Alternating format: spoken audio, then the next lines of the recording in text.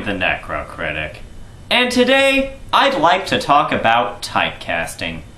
Typecasting is what happens when an actor plays his role so well that people find it hard to see him outside of that particular role.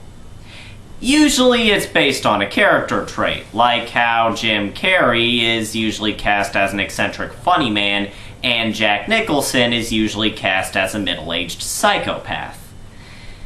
Then there's character typecasting, where an actor is almost always associated with a specific character. This is one of the most frightening and devastating things that could ever happen to an actor, because that affiliation makes it near impossible to find work, thus practically killing the careers of several distinguished actors.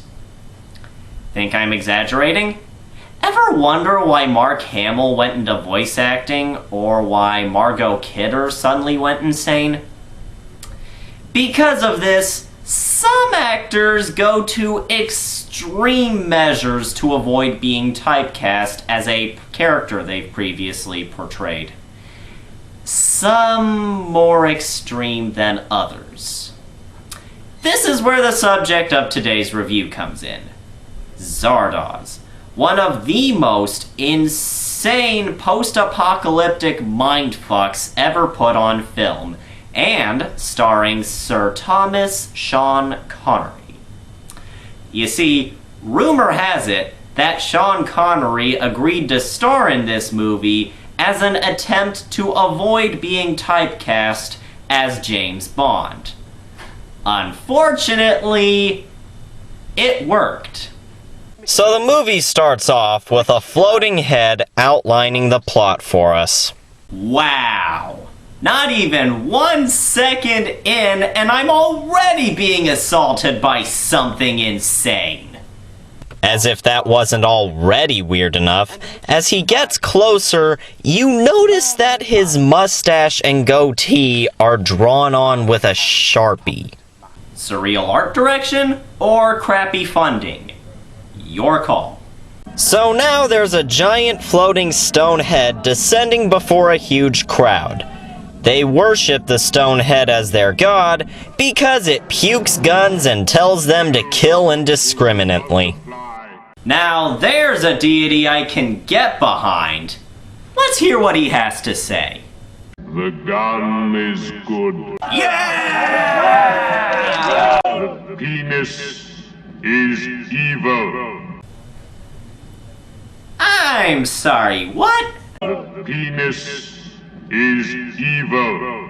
The penis shoots seeds and makes new life to poison the earth with a plague of men. But the gun shoots death and purifies the earth. Okay. So after the stone head takes off, we cut to Sean Connery's character, Zed. No, not that Zed. This Zed.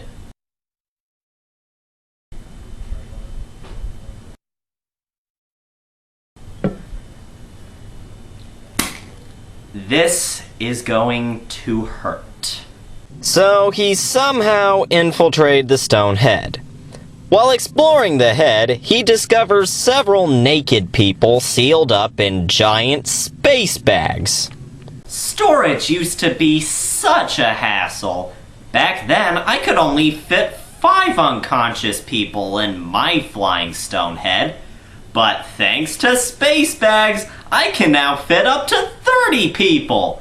Human trafficking has never been easier. But suddenly, he notices a mysterious figure walking about inside the head. Being the mature and sophisticated person that he is, I'm sure that this is where he approaches the man who is obviously in control of the floating head and asks him various questions pertaining to the cruel and barbaric state that the world is or not.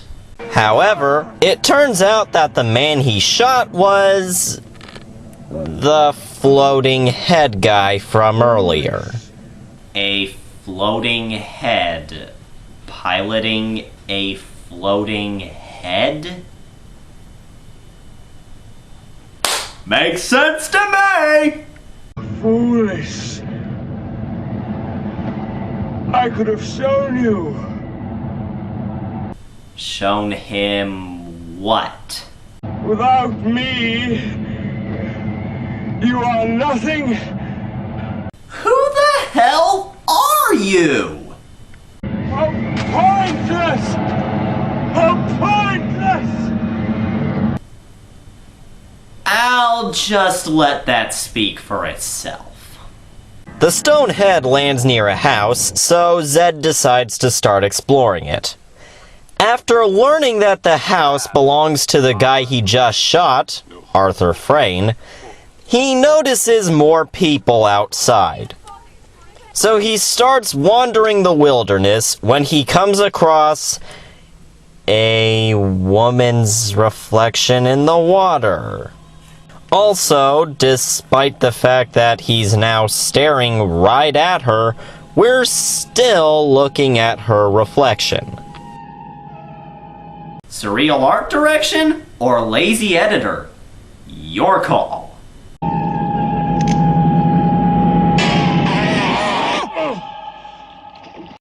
What the hell?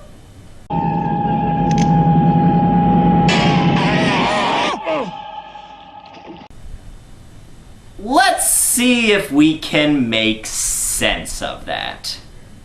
He shoots her, some random guy screams, and he gets knocked unconscious. Makes sense to me! So we learn that he is in the Vortex, a utopian society of immortal psychics, and the only way to enter is through the stone head. The woman, named May, wants to know about the disappearance of Arthur Frayne. However, his memories are a little screwy from the trip, so she starts reading his mind. In a room surrounded by floating naked people. Among the memories they're watching is one of him capturing and raping a woman in the name of Zardoz. Now, this random rape scene might seem out of place, but let's take a look at an earlier movie made by the same director. Come on, squeal! Squeal!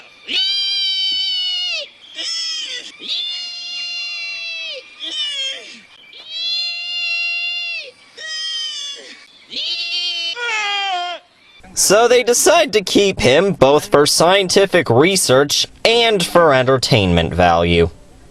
They're probably going to regret that second reason. So he gets put to work as we meet Friend, the man in charge of him.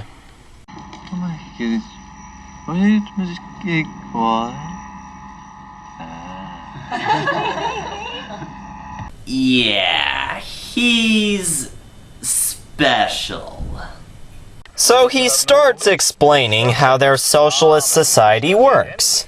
For example, simply thinking negative thoughts is punishable by their law. However, since they are immortal, they punish their criminals by aging them. And when they become too old, they're sent away to spend eternity in a retirement home. Those sick, sadistic bastards! He then shows him the apathetics, people who are so tired of their undying existence that they just stand around all day, unmoving and uncaring. That's how this movie's starting to make me feel. So after a failed rape attempt, Zed gets a little irritated. Zed Smash!